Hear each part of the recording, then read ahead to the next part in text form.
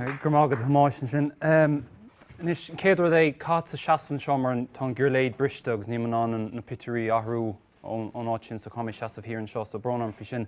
Mar dúirt más Darach Ó Murchú sanam dom sléibhteoir mé bí me teagasc agus a trorú san sléibhte in Éireann agus ar fud an domhain agus tá an tá dearglam gcuimeán anna sin íanamh. Agus is sais tá an mo chud ghairm agus mo chud caitheann bhaimsere a bhasca is onna níiad agus uaireanta sé dachar idir ealú dhéanamh idir an dá rud. Na rí me gobar uaireanta Domhain sé nos sprí. Ach so táim chun rain pitúí thuspáintíomh aniu an chéad pórt béis sé bunathe ar Mhóir agus blas thuairtíomh ar céinsáis saoil atá gom agus duine mé iarracht léirúdaobh catá gceist le teoireacht agus le teagascóir sa sléibhte, cad a bhí anar bunagam sa sléibhte. As an sin sa darpórt duine mé iarracht féchant ar sicóíocht agus ar iompar an duine. Gothirthe ggóthaigh san sléibhte ach ar an déhheilad an scéal ggóthaigh san saoil as an sochaí agus conas gúil beidir curasnacht nó ceangal idir an dá rud. Tá roinnt samplaí simúla gom mar eile sin ar rudaí tá feice gom sa saoil agus mé gobar as a taistil. So ráilm so tá just coolar a beag tá chónaí gur chuoine taobhfhear den aigean néanach leis an lead seo sé cearcha tugann. Is ionintach an rud é tróna dul síoscailn gurt as roinnt glasríáil de bhéile. Is iontach an mothú é sin. So tugann an talamh an sástach sin dúin. Tá sástach eile le buintas as an obair sa ghádaín as sin tréis lá cruaig san ifig as mí tuirseach. Tágann tar an eis agus tinnta síos a ghirt agus tá fuoine fós a got bailach éigent chun obair cúpla uair le geile oibre dhéanamh híos a ghirt. Mar just tá fuoineh le fáil híos anna is bra an rud é. Agus rud eile as tú a bheith mófiín air, is bralam a bheith mófiín air, ní félam heas a bheith stig. Ach tagann tú trasna ar rudaí mar seo, nar chaithann tú am mó fecinn tú rudaí mar sin, agus is sais cad é dúis reward éigent é don am a chaithann tú mó. So cad a thug síos go chuoine mé 7 bliain ó hin bhí deiscáin testáil an tuig mháthair agus is tuig a sinseir é sin. Bhí ar nach chorú dhéanamh ar daon nuair roinnt fálaí legagus a thógáil le fadachláin amach agus rinne héananas mar thar 6 nobar fad is níor clúgan.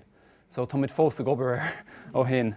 Ach tá nach sásacht buint le sin tá géirí na móna na tradiisiún túsáid agus roinnt móna in bhuanathe chomá, so seo all na formar ó cósan linn a chenímar an allan waig agus níomar amach é as tá ósáid mar on slú.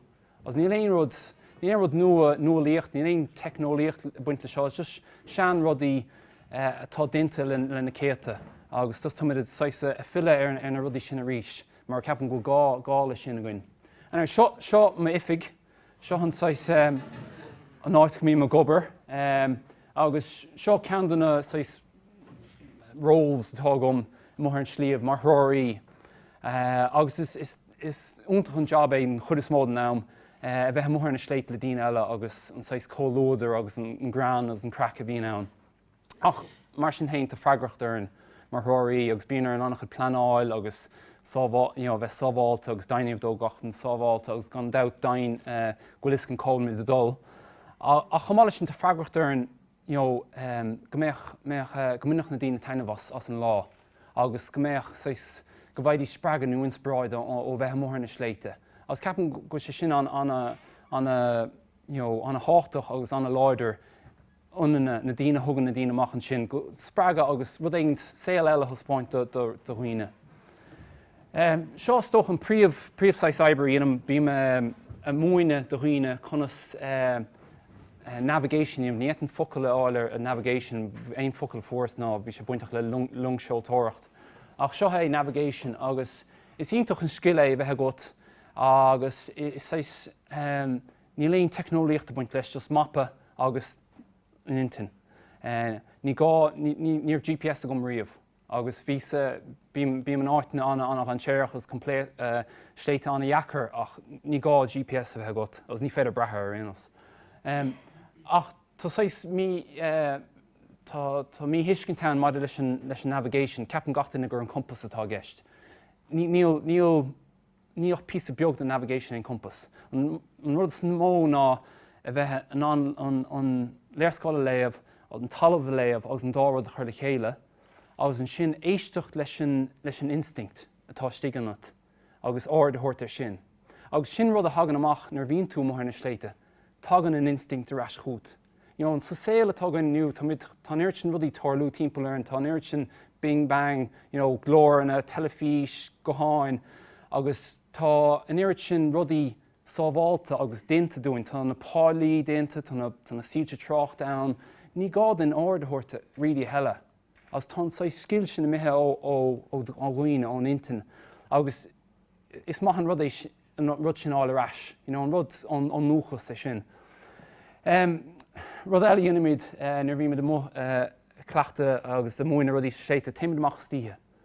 Agus bíonn annach daoine nervhíseach bhí seo, ach ní gádóibh, mar is iontach an rud é. Agus is bralums mar bhúntóir nar bhí móine dún conas navigation inmh. Agus ag an buinte seo den tréáil, bíonn daoine anna nervhíseach bhí agus airíonn lo, agus an glundar bhíonn orthu, an áthas a bhíonn orthu, bíonn se go húntaach, agus tugn sé sin anna chuid sásta Domhain. Nuair eice sin agus nuair airíonn lo slí áil thos na sléibhte sa dúrchadas. Rud eile bhíonn gháilte ná ag móine dhaoine conas a bheith mar threoirthaí iad hain, so seo céim eile sós an bun chéim. Agus is rud táchtach é dhéanamid iireacht a gcónaí chur líor daoine ná a bheith ná an airthirt a tain, so self-sufficient mo sa sléibhte. So rud é go meich sé go húntacht a meich sé gatainna sa saoils a gnáthhéil, ach ní sé sin ní mar sinna martá na léonnta seo. Ach ar léadtar sé ginn sa sléibhte go gaithú bheith ná an airthirt a tain, as gachar de bheith agat chun airthirt a tain. Ach iontach an rud é dul am campáil thos na sléibhte. Má haon tú anam an slíomh, an crí, tá tú mecht an tósán, tá tú mar fort den Darach hós, iontach an rud é. Rud eile le bheith campáil, tugann si tú an áitne nach me fan an dulchaige ar siúlóid lei. Agus bíonn tú ann in amta dríochtúil glóir maidin agus déanaach sa tránna, agus sin na hamantas dríochtúil ar fad a bheith thós a slíomh, agus beidir gur bhannach goibh thós ar sléibhte hana nó campáil, ní léon compráid ann. As is bralam hain dul sós le daoine eile Domhain péad é is rud iontach é sin dhéanamh. So rud eile bhí mid móine ná mána éigeandála, conas staileá le tóis nó timpist, agus is táchtach nó é sin dhéanamh, so bí má bhóine sin na roioine. Agus mána slándála, conas an rópa úsáid más gáid agus cadíad na háitna gúil sé filúnach é úsáid. Agus mar chéintún seo bíonn crackíntach chuin. Beidir is duine sais dáíire méach nar bhí mórthair na sléibhte a rion má bheón bí me sprí an tamar fád a gí mar clasna ar roioine as rudí mar sin. Agus sin beidir rud eile thugann an sléibhte amach an uine. So just seo rud eile dhéanamid chomá a rís rud éigeandála ar agla go déon rud é mí chearcha gathú áin a thrasnú conas éana bh gceart. Mar is rud annach an tuairteach é go háirithe in Éireann, níl na sléibhte mór ordaigin in os na halps, ach tá rud eile tá fócht as flochras as gaagain, agus tá dainsear mór san sléibhte in Éireann go háir sa dhíre hypothermia, as go gáir duine iad hain a bhá in annacha sreáin in Éireann, as ní cheapfáid beidir sreáin a bheith ar éigen na clúdach de chosa bheith sé teachsós an seo nó níos irde i lár tuile. Agus tá glóir daoine a fuórbás in Éireann a trasnú aintacha. Seo rud dhéanamh go minic, cá annach dáma thos na scamal, mar is tíor flochaí éire agus bíimiid siúil timpeall in ó Samadáin is tócha do gífáid thuúsan sin. Ach tá díorchan os bheith mó stíthe tá anna chócht ann nuair airíonn na daoine iad héana thróú tríd an rud seo. Agus is rud iontacha sléibhteoireacht is tugann seannach chud féin bhhaoín do dhaoine an os bhíúna caint hí na leanaí sa rang beidir go feibecha nach féló an gnáród a elam ach tá siad anna uilte ar an bheithil. Tá rud cíanna gceisle na sléibhte. Tá is sais mó eile é chun go bheitach duine dulcan cínaí na sa tail. Agus tánach a dtíine ní siad beidir rómhaile na mataí nó ní siad rómhaile léamh nó ní simachú ní féadal bheith sí in éon áit ach is tíine úntaach iad ar an slíomh tá siad go húntaach le daoine eile tá siad ná trórú maithaína bharghine agus tá charactéir maithacha. So tá se anna chóchtach agus tána húdaráis á aithint sin agus tá siad chuirní mó béiméir ó thaobh just dulcan cín duine nó ó thaobh áis fáilme. Agus gan dabhta in Éireann caithimid annach dáma sa bháisteach. Agus mis tam muis na sléibhteoir is cachas me héal ar fád sa sléibhteoir den fiúin ar bhís óg thug me hismóirí mé suas sléibhte cilmhaanta na cnuc baile clia. Agus tá taithí go mar an drochaimseir, as ní chuann isteach ar manéachar. Ach nuair aon túach ar sléomh le daoine eile níl nuir sin taithí chu ar máisteach agus bíon trú go dóibh mar mhaíonn siad go mór é ní bhhaíonn tú héana mar just tá taithí agat air. Ach an déir an scéal an daoine seo flochbáite agus ní héon bhas cótaí báistí. ná héisle na daoine déir le go siad waterproof. Níl siad. Flochach go dtí na fomhríistí muid an lá sin. Achas cuma, bhí crack maithagan, bhí colóidir maithagan, as sin sais rud a dhéanaan na sléibhte le tugann sin na daoine chéile, sais bíon colóidir maithain. Seo rud eile bhí me gháilte, bí me móine etic do dhaoine, mac léinn, daoine fásta, gach duine. Etic conas a cheartún cabhail na chéile, as conas a cheartún cabhail le daoine eile agus leis an nádúr. Agus cé go sé seo an cuasa seo dhéanam tá sé níos mó bunathe ar an nádúr agus ar anmhethe agus ar dhaoine eile sa sléibhte. Deit bhí na principal cíanna úsáid sa tail agus an etic a thuirt aráis sa tail, mar ceapan sin rud eile nach bhfuil sa tail a heile go háir le na polatóirí agus le lucht an ghnó. Níl etic a chu heile dar íre. So sin rud bhráilm eiscint thógantá ón rud seo tá mé duanamh sa sléibhte agus é thuspáinte dhaoine. As ní á bhúine dhaoine, tas tá mé de spraga. Ní féile etic a bhúine dhaoine. Just cá tú sais daoine a bhúnlú nó spraga éigeanta thuirt dóibh agus cá siad é hiiscintí hain nó cá siad an tuile bheith chuid hain an rud cearta dionmh. Seo rud eile go simime go mán sa sléibhte, plandaí. Agus bíam de hir tógan pitúí de plandaí agus duinmh nótaí agus rudí mar sin. Náidir cé bhúscail an grá seo anm atá sé ann. Agus in Éireann tá annach chud plandaí samúla againn. Ceapan daoine jeez ní faic samúla in Éireann ach tá. Bhfuil aithna géon duine ar an planda seo? Sin focail amháin druchtaíon móna ná focail eile. Sundiú as béarla. Agus an fág léitir ar sundiú ar ná cín tú sais an sin tá rudaí isce ar an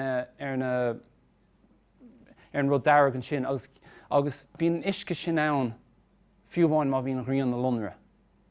Agus ní isce tá ann in áire, is sais glóthach é nos mala agus malann sé na feithidí beaga agus titan na feithidí ar an blanda as ihin an blanda na feithidí. As tá na plandaí seo le fáil in Éireann, dochreite ar fad. Agus duineann siad é sin tuisc gur go bhásann siad an roch iarthar as níl na nitrates na phosphates le fáil an iarthar, so fáin siad iad ó na feithidí. Agus mar aon leis an planda seo leth isce Butterworth as béarla. Agus cín tú seo na duilógan seo agus mar an ggéanana tá glóthach ar na duilóga agus titan tugann na fehedí sosar na lóga agus fáinte gramtha agus ihin an planda na fehedí. Se anna spéisiúla fáil. As tug glór plandaí anna spéisiúla fáil in Éireann. Seo bhfuil eile go simú go mbeann ná sais plandaí go féidir ithe agus tá réimse maith an seo agus seo just ar thaobh an bhóthar. Ní gád fiúhainna seo chóirdach tá meascáin maith an seo ach seo rud go bheith mí arís fille ar conas na plandaí seo úsáid iad aithint agus beidir leisáil bhtha chomá. Mar tá óil sin ar fád ann á taigeann tá sé caiilecha ar fatámaí nach tána go dtíine sáite in óla sin áil aráis agus ceapan go raibh peidir rinne sé tagart ó níos luúthe go mbíonn sé gáit in na libhanna na hain. Seo slide eile níl Peter ó bha ach timpeall a bhí gomdó ná seo cuasa a rithis trí bhean na Gaeiln as bhí sé go húntaach is seo dhéanamh. Is do riine ar áitiúla gur chughine tá símuthe bheith mar thuirthe sa sléibhte so rithis an cuasa seo agus bhí ámhaínta chuin ní féidir mo cháin a bhíú cé chomachchas a bhí sé mo rád an na sléibhte measca leis an grád an tanga as é sin a dhéanamh ar na sléibhte. So seo gné eile Domhain is is mar am taistil agus bíam caimí hir de ná san ában 3V agus u duspóir rinne Tomás Tagartó bhí saon just chur ilúntarm hain chun just tréálaí inmh agus fálam a chéird mo chud céirde agus chahan 3V amreachtan sa bhean seo sa hir san ában agus is dócha bhí annach go dtíine rá féchantarm an gáiríorm agus a rá Jesus Christ cénsáis weird ó thusa a dhéanamh seo. As cénsáis duine eisceachtúil atá ach ní duine eisceachtúil mé, is just tá an éirt sin grá gom donna sléibhte bhfuil man an chursúas na cúnstí sin agus an cruút na hasamh. Agus níl éon rud eisceachtúil nó neamhnátha fuam, níl cho cróga sin, níl cho láidir, níl annach go blunaigear nó éimar mar sin, just nuair bhíonn an agna díortha rud éigent is féile é bhaint amach. So bhí anna haime gom a dhéanamh sin trí bliain as céad, as níos tá stoch gom dulgan í alban 7 bliain in is gach íre, ní amán im líonach is cuma fi sin.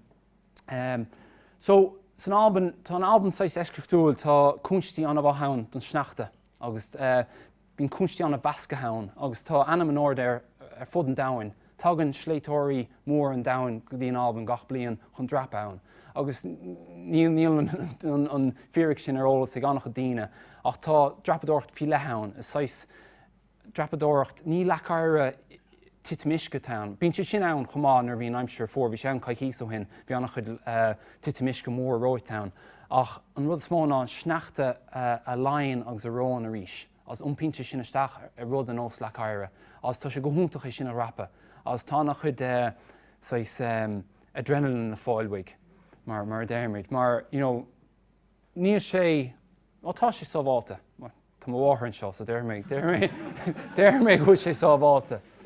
Ach rud is bralam an alban. Is bralam an Éireann, is bralam na sléibhte san alban chumá. As rud fi le fin alban ná an tuirt an méid achar tá na sléibhte.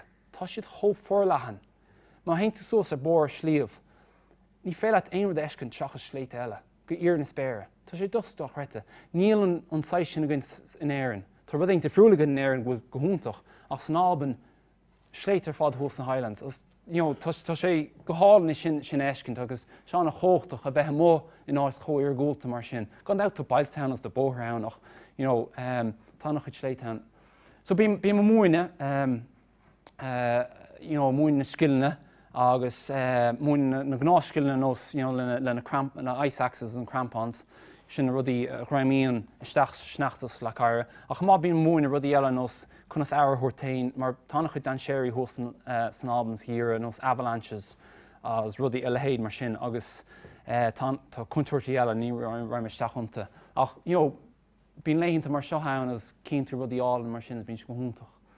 Gan dát tá dreapadóireacht san alban as bím gháilt na sin agus stócha tá tá drogaí le fáile an dreapadóireacht. Ní hé ní bháin nachlíocht ach chomh an rud sa cheann. Agus is cuimhlint tá sa cheann ar bhíonn tú dreapadóireacht. Bíonn aghlairt ar thaobh bháin ach an sin bíonn an tmáint ann chun dul níos siirde as chun an bar a bhaint amach.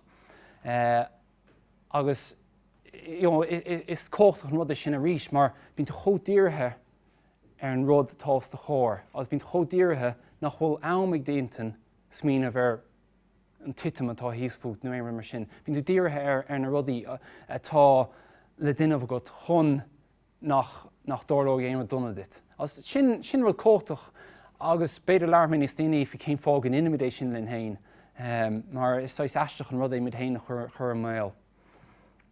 Rud eile faoin abhainn bí mo móine agus tá sé anna dheachar uaireanta móine dhéanamh mar cín sibh an sneachtain seo as tá ré a máinteisteach inar aigen. As cuma céim bailach a cheasan tú bíon an ré ann agus bíon sneacht ann, bíon sé dechar, ní féile daoine héanana chluisiint. Ach sin portan rud, an atmosfér a bhíon ann. Rud eile dhéanam san abhainn ná caitham roinnt íthannta colas sa sneachta. Agus seo rud nar dhéanas hana rimis bheith san abhainn. So duine tú páil sa talamh sa sneachta agus duine tú taláin isteach agus duine tú seomar de taine stig. Agus is ionintach an rud é, dá mórlach sturmthú is féile foscáil an sturm. Agus is mó duine for bás san abhainn tuiscin ar dhéanamh ar rud mar seo. Is féidir a dhéanamh anna hapaigh beidir lethar a chléig just páil beag dhéanamh de tain as foscáil. An seo tá muid dul amach den gnóch an ihe chahabh thugam mar slósadí linn tóm sé socha tríoch lí tuchailt ar ta dhéanamh. Now, cad a bhíon istéig tá sé san spás an a bheog, bíonn sé teis agus fór, so ná bíoch aoní bhá dríochtúla go sé go hálinn clothair istéig, tá sé clothair a go práid leis an taobh mó. Agus bíonn blatha istéig chomh. Ach, is rud anna bhatha dhéanamh. Tá anna bhail le slides.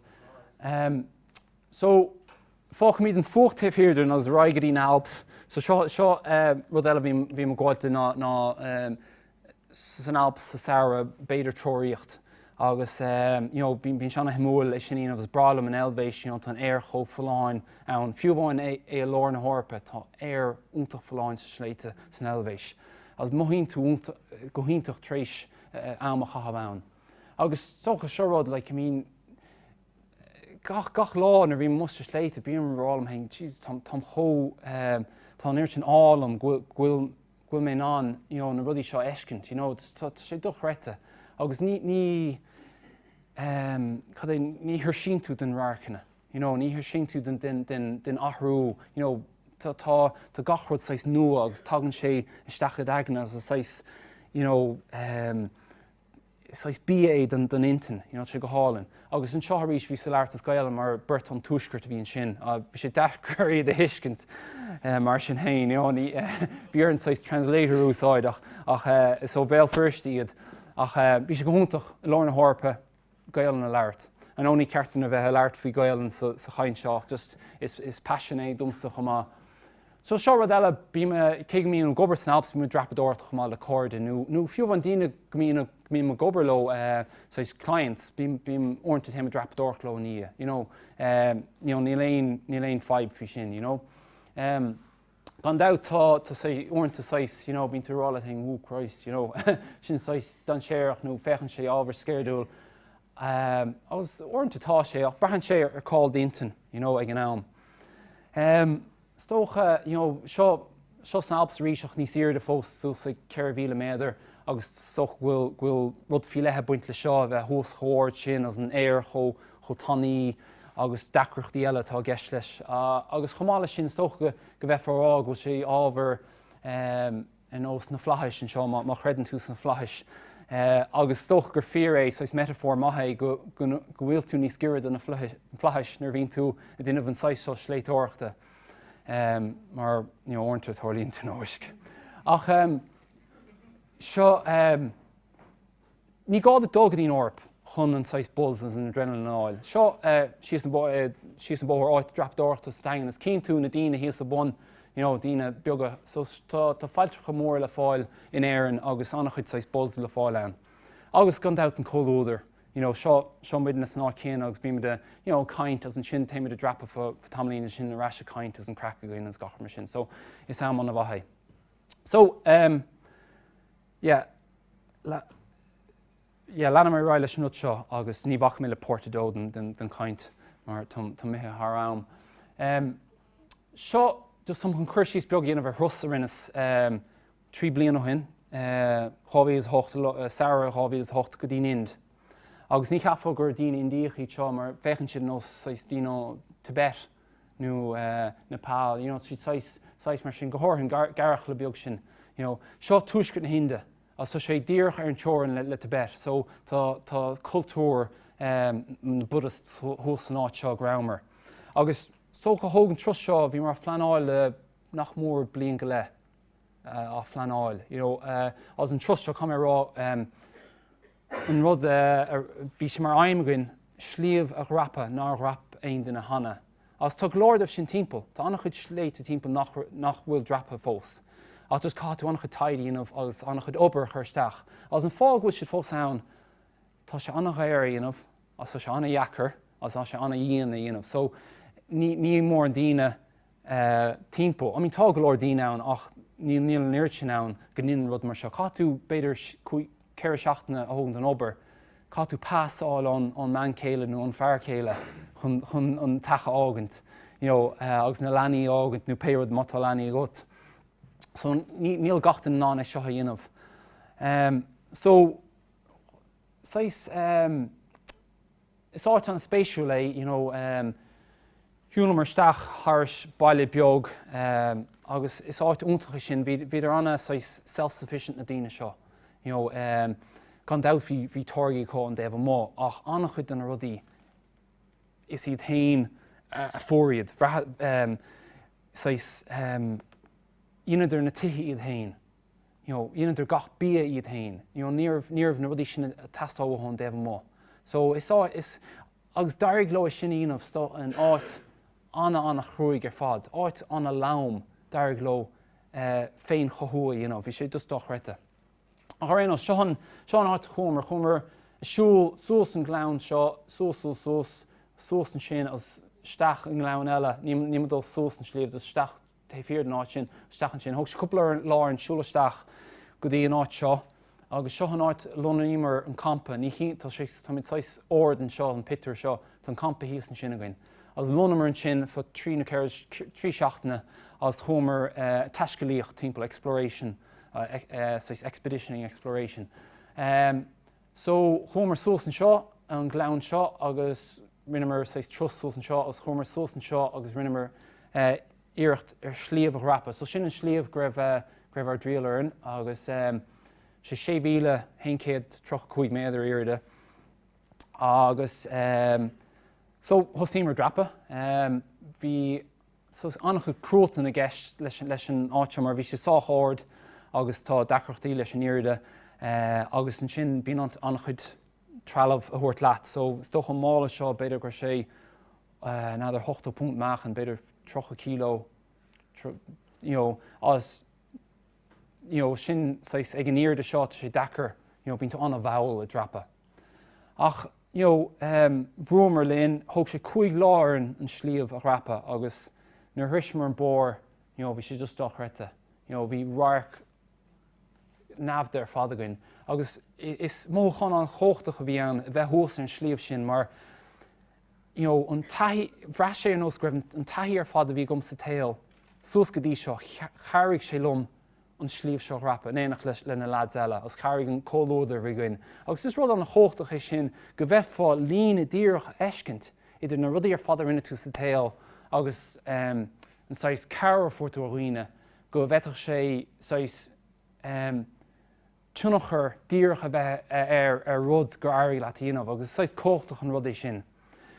Rud eile bhí gceist leis an trus seo ná bhí rud cóchtachan greibh is againn níorbh aon duine tréis an sléibh seo ghrapa hana, níorbh aon duine suas níor leagéine na cosnú lámh ar an dalamh thós an seo.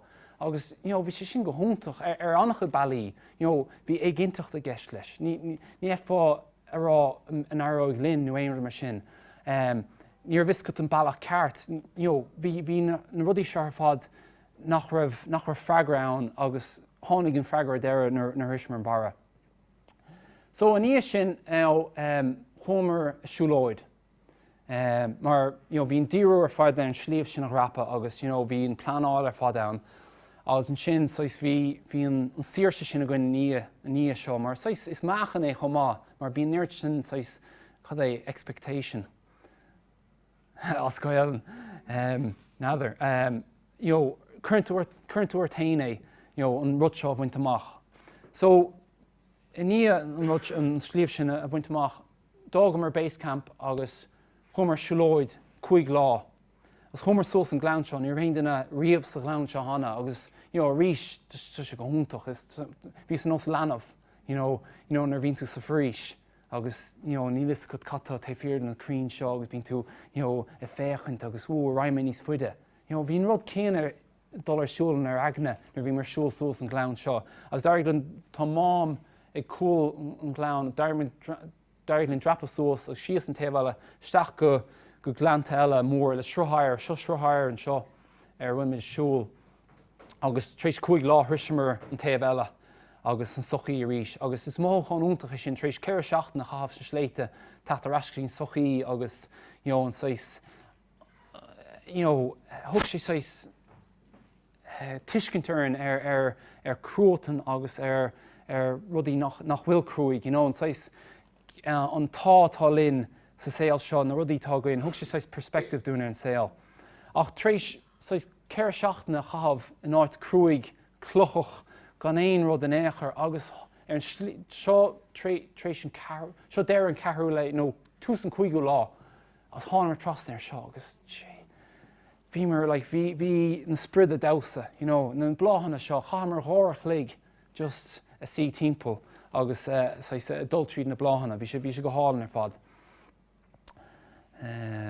Right, as an sin tréis dom an éond ágant chus a trus mór a baile thairis an talamh agus chus tríd an Phacastáin agus is tír úntach aisteachí in Phacastáin tá an chud cuidirsnocht contrálacht ann sé aisteach mar tír anna tá an chud rialacha daingin ann maidir leis an religún agus leis an sochaí ach an déobh eile an scéal bíonn rudí mar seo torlú, right?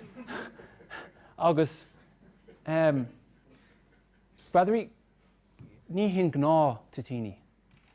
Tá siad lán de rud éigent. Dulmhíh siad an tabhac amach as chuir siad rud éigent eile isteach níos cóchtaí ná tabhac. As bhíidir ceapan go háchean déag stigin sin, as bhíidir á chahabh.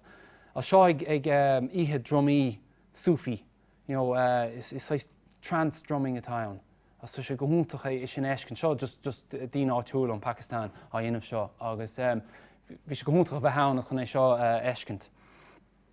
Agus bhís ar mar bhealach bhile bhís a gobar sa Sléibhte sa Phacastáin de cholacht ag an sasnach a gobar ar trek thuasnach le ceithre. Agus seo áit a rís dríochtúil, bheith forrála hain Christ bhfuil sé seo beo, bhfuil sé seo fear, bhfuil an Peter seo gin sin breige, ní ina éonar leis an Peter seo. Seo mar bhí sé, agus bíonn tú rá Christ tá dí ann nuair éigent, ach ar an déobh an scéal tá áit an a chlach. So tá cuireasnacht aisteachchan, tá áileach seo ann ach tá áit slach. Lán de drábhíal agus de chacamas agus rudí mar sin, mar tá an iirit sin trekkers dul sós sa ghlán seo agus dreapadóirí dul sós go cé2. Agus is seach mór é mar san in bhí mar an áit nach bhéin den na hanas, ní bhéin rion do chuin ann, as an seo bhí sa gobar le cólacht agus an áit scriste ag drábhíal. Agus is gachtain a bhí ann, is trekkers a bhí ann, is dreapadóirí bhí ann, is na dtíine áitiúla na dtíine iompríonn na málaí, ní hEorpas atá as baltís atá. As is gachtain atá cabh an drábhíal ar an sliabh. Agus is aisteach an rud é. Nadidir ní ar nach bhfuil meas nó mósacó, just níl tá aspa ólas chunú sa ignorance agent. Ní ignorance bailach donna, you know. Anyway, críochnóid leis an cainteann sin mar tum way thar seamas níoch lead an caint inta gom, okay? So just thomchan just críochnú le couple of slides just le ceol chun sosa hortaibh agus beidir seans macnamh ar roinnt rudaí agus just ní siach trí nóman so sin eile.